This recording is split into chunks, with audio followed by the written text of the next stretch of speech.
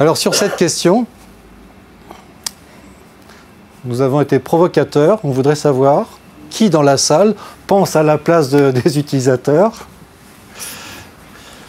qui interroge ces utilisateurs. Alors quel est bon, on l'a, je pense, un peu abordé déjà. L'utilisateur est-il au centre du débat? Oui, sûrement. François. C'était préparé pour la question qui n'avait pas pu être posée. Je rejoins le propos de madame tout à l'heure. L'utilisateur, on va considérer qu'il est autonome, au sens où vous l'entendiez, et il est autonome sur son périmètre. Le logisticien, le financier, je sais pas. Ce qu'on voudrait, c'est lui imposer, en plus qu'il soit autonome sur notre périmètre. C'est choisi. Ça, à mon avis, c'est quasiment injouable. Derrière, on veut gérer le flux d'informations. On veut gérer cette information pour en faire de la connaissance et de la compétence. Très bien, l'objectif, on l'a en tête. Donc, ce que moi j'imagine, ce que je pense, c'est que Daniel l'a évoqué un petit peu au départ, c'est que les règles, on ne peut pas les demander à tout le monde de les connaître, donc on va les reporter sur les outils. Et c'est l'outil qui peut être un des moyens de gérer la règle en transparence pour le... Chez nous, on dit collaborateur, pour le salarié, pour... Moi, je dirais collaborateur, parce que c'est comme ça qu'on nous appelle. Donc, je reporte ce que je peux, pas forcément toutes les règles. On est d'accord que certaines règles doivent être connues par le collaborateur. Et après, l'outil va gérer lui-même cette règle. Comment j'essaye d'appliquer ça chez moi? J'ai monté un laboratoire dans ma direction cette année. C'est tout neuf, on verra ce qui en sortira. Et ça répond à la question, enfin en tout cas pour ma partie. Est-ce que je me mets à la place des utilisateurs? Oui et non. Est-ce que je les interroge? Oui. Qu'est-ce que je fais? Mon périmètre, c'est de connaître les métiers, les outils 2.0 de mon entreprise. Je les connais tous et je sais ce qu'ils font et je sais quel flux d'informations ils peuvent gérer derrière. Je vais voir les collaborateurs. Je ne leur demande pas leurs besoins. En fait, ce que je leur demande, c'est quels problèmes ils rencontrent au quotidien.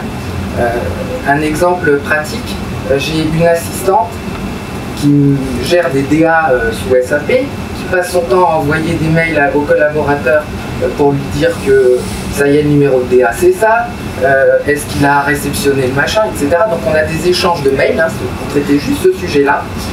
Elle m'explique son problème et moi je vais lui apporter un outil qui va répondre à cette problématique, en l'occurrence, tout bête, un formulaire SharePoint, avec l'intelligence intégrée derrière, et ça c'est moi qui lui apporte, et elle devient une simple utilisatrice, sans se préoccuper de savoir si derrière, comment est construit le numéro de DA récupéré, etc.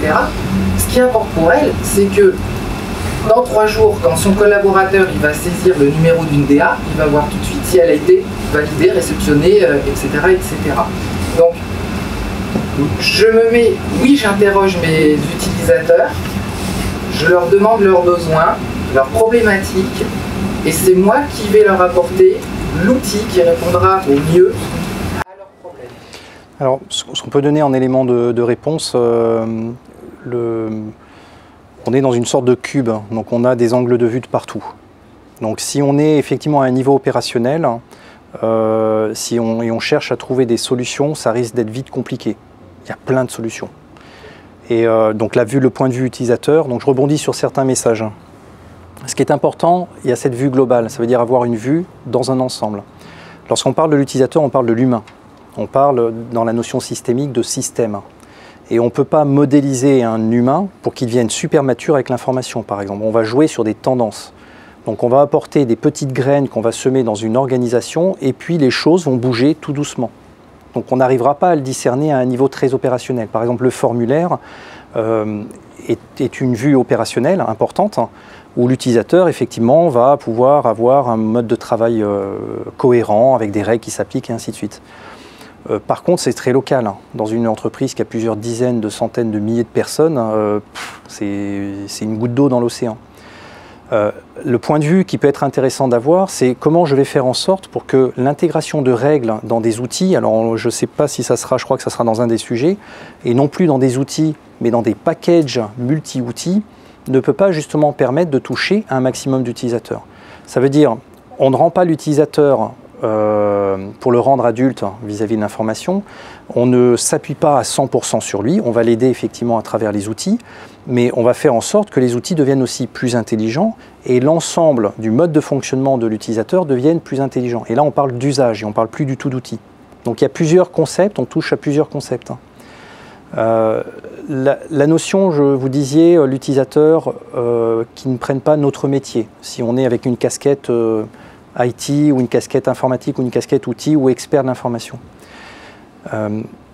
J'aime bien ça, je trouve ça effectivement, l'utilisateur est là pour son environnement et pour travailler, il a pour réaliser ses objectifs. Par contre, l'utilisateur d'aujourd'hui, et là on parle de génération, c'est que face à l'information, il devient à l'aise et confortable.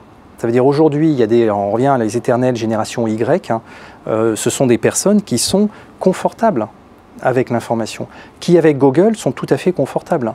Ce sont des personnes qui sont venues dans notre domaine d'expertise et qui le gèrent à leur manière. Et c'est peut-être cette maturité qu'il faut voir. Je ne sais pas si vous voyez ce que je veux dire. Ouais. Juste revenir un tout petit peu sur ce que vous avez dit sur le slide précédent, en fait, sur les 3 points. Alors déjà, vous avez dit qu'il était poète. Et le poète qui construit malgré qu'il ait des contraintes. Le truc, c'est que le poète, il est passionné. Le poète, il n'écrit pas pour vivre tous les jours. Et je pense que déjà, là, il y a un gros contraste. C'est-à-dire qu'on voit, on parle de l'humain, justement, sauf qu'on est dans un humain passionné qui agit dans une contrainte, bien sûr, mais de toute façon, c'est sa façon de vivre. Donc, il va le faire. Il va s'adapter aux contraintes. Et on est dans un cas où on est dans une entreprise. L'employé, ça va être toute sa vie. Donc, ces contraintes ne vont pas du tout être perçues de la même façon. Après, quand il est consommateur, je crois qu'aujourd'hui, en tant que consommateur humain, on est habitué à ce que l'information vienne à nous. Ce n'est pas moi qui vais chercher l'information. Si c'est bien foutu, en général, la pub, elle vient sur ma télé, la pub, elle est ciblée sur ma tablette, sur mon téléphone, bientôt, ça va être les offres d'emploi. L'information et la consommation aujourd'hui doivent venir vers moi. Et donc, je dois pas, logiquement, je ne dois pas aller la rechercher. C'est ce que j'attends. Je mets un petit distinguo. Après, par contre, quand je suis conducteur, je pense que c'est beaucoup plus difficile. Parce que je vais répondre une information par rapport à ma façon de penser, par rapport... Alors, j'utilisais mes mots-clés à moi.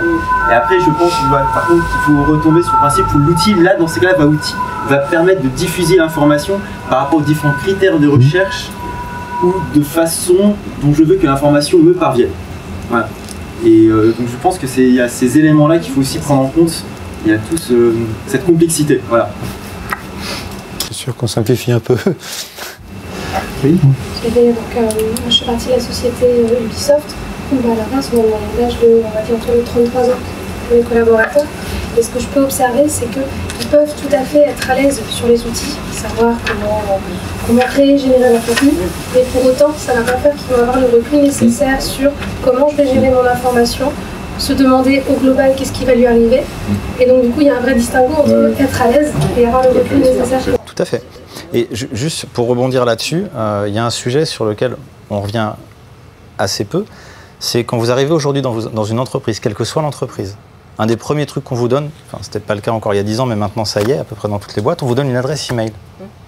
Qui parmi vous, quand on vous donne l'adresse email, qui parmi vous a reçu de l'entreprise autre chose que juste ton adresse et ça, voilà ton compte, voilà ton mot de passe, tu sais faire? Et ça, je reboucle sur ce que tu dis et c'est tout à fait vrai. Enfin, tout le monde sait utiliser un email. Envoyer, c'est comme poster une lettre, hein. C'est pas plus difficile néanmoins. Est-ce que tout le monde sait l'utiliser à bon escient dans l'entreprise? Non. Et on revient sur l'autonomie au sens tu sais faire, à l'autonomie au sens tu as appris, tu as gagné ton autonomie parce que petit à petit, par tout un tas de règles, c'est tout à fait vrai, tu as appris, tu es devenu autonome et ces règles-là, tu n'as plus besoin qu'on te contraigne dedans pour les appliquer de manière intelligente, voire les faire évoluer pour le collectif. On en revient peut-être donc à piloter vraiment certains flux d'informations par une appréhension, à donner une capacité aux gens de s'éduquer, de s'auto-éduquer. Et est-ce que ça, les gens s'auto-éduquent vraiment ou prennent des raccourcis? Vous disiez, ils prennent des raccourcis. La plupart du temps... Est-ce que c'est un problème qu'ils prennent des raccourcis? Si on ne les pilote pas, oui, puisqu'on ne gère pas. On ne va pas parler de gestion du risque, mais on ne gère pas. Toutes les déviances de cette gestion d'information, on ne sait pas ce qu'il va y avoir autour, en fait.